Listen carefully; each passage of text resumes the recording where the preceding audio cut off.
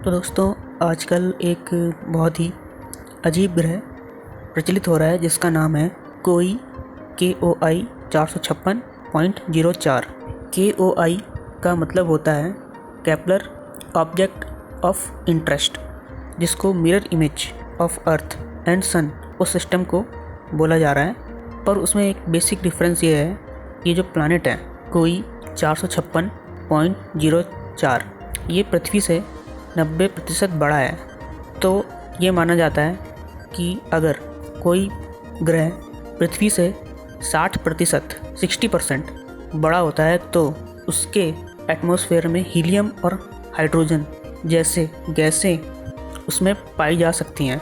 मतलब वो नेपच्यून और यूरेनस जैसा हो सकता है, पर उससे थोड़ा अलग होगा, जिसको हम सुपर अर्थ भी बोलते हैं और उसको हम मिनी नेपच्यून भी बोलते हैं।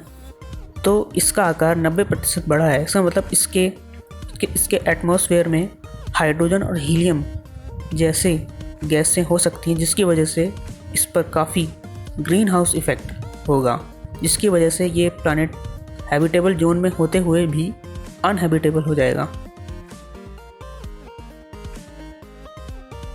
KOI 456.04 अभी कैंडिडेट एक्सोप्लैनेट है, अभी वो कंफर्म नहीं हुआ है।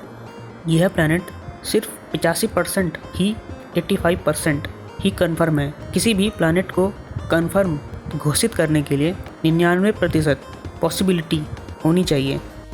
हाइड्रोजन एक इनडायरेक्ट ग्रीन हाउस गैस है जो कि दूसरी गैसों ग्रीन हाउस गैसों जैसे मीथेन और कार्बन डाइऑक्साइड और ओजोन का जो लाइफ टाइम होता है उसको बढ़ा देती है। इसीलिए इसको इनडायरेक्ट ग्रीन हाउस गैस कहते हैं। अगर उस ग्रह के आसमान में एटमॉस्फेयर में मीथेन और कार्बन डाइऑक्साइड हुई तो उसका लाइफ टाइम बढ़ जाएगा। ये ग्रीन हाउस गैसें ज़्यादा देर तक एटमॉस्फेयर में रहेंगी, जिसकी वजह से ग्रीन हाउस गैस गर्मी सोखने की क्षमता बढ़ेगी और जिसकी वजह से एटमॉस्फेयर गर्म हो जाएगा। वहाँ की सतह रहने लायक नहीं रहेगी, जिसकी वजह से गर्मी वहाँ पर ट्रैप होकर रह जाएगी, वहीं बंद हो जाएगी, वहाँ से निकल नहीं पाएगी।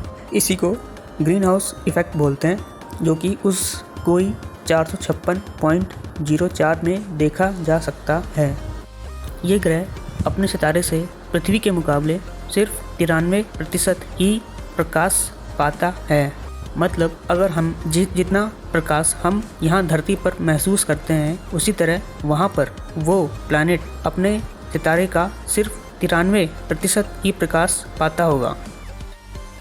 उसका होस्ट स्टार एक G टाइप स्टार है, जिसका सरफेस का टेम्परेचर, जिसकी वजह से वो हम उसको सूरज जैसा कहते हैं, एक G टाइप सितारा कहते हैं। उसका टेम्परेचर है 5471 केल्विन।